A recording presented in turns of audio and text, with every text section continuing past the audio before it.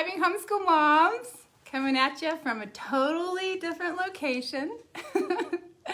Pretty excited about, I'm just pretty excited about what's developing. It's like the more that I reach into the virtual realm to be able to support you, the more that things are opening up for me in order to make that happen. And so I'm coming at you from a house that is actually our home that we had, and my son, who is 21, who is married, he was living here for just a little bit before he moved, and we were able to house him, which was pretty neat because he's been working on his tiny home. He's been working on developing his business, and he's married, and so they needed a space that was kind of a spot where they could kind of launch from. And so they just got into their rental out in the country, and they're pretty excited about it. And I'm pretty excited because I've got my creative space back, and I have so many ideas. My daughter and I are here. We've only been here a few minutes since they were able to finish getting everything out, and so we've just been going through, looking at inventory, what we need to do, what we need to prepare, what we already have, and so I'm pretty excited about it. My daughter is an artist, and she's very creative, and so she's been putting together and developing over the last few months an art program, and that she's going to offer locally for children in the area. And she started launching that. She's already getting enrollment, and she's pretty excited because this is the location that she's going to be doing that at. But anyway, just so many things happening that in, a year before now even, or longer than that, I used to just journal about, my ideas and things that I wanted to do. And so it's just neat to see that the things that kind of just drop in as little ideas and stuff, you never know where it'll go. And I'm so grateful for having the opportunity to journal that and to be able to look back and go, oh my goodness, look what's happening. And to just get in the flow, and just to be able to just hear the intuition, hear, just the ideas and things come to me, and, just flowing with the spirit, and just being able to see those ideas just begin to launch. And so I'm pretty excited this week. There's a lot of transitions for me over the weekend. A lot of things happened, and so there's just going to be so many more things I can do and offer that will be support, and just that promise that I made when I was a young mama who was completely overwhelmed, and just being able to finally see that manifest even on a huger level than I ever imagined possible.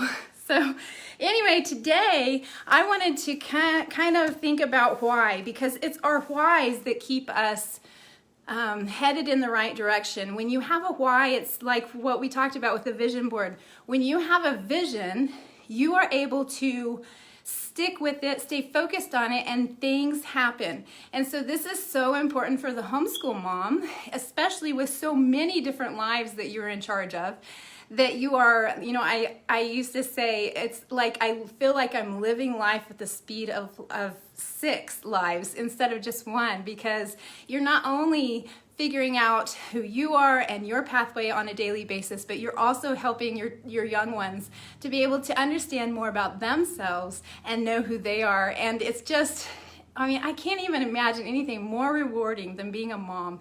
It's just the most fascinating, amazing, hard and difficult, but yet growing, expanding, and stretching situation that we get the opportunity to do. I know that moms have had to give up careers and all these different things, but who gets to be able to spend this time to engineer your day, to engineer your life, and have someone else financially providing for it? It's just an amazing situation that we get to have.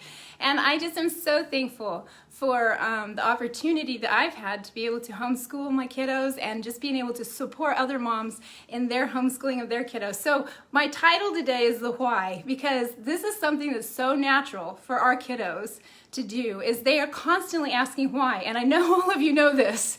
Why this, why that, why this, why that. And so I just want to think about the why.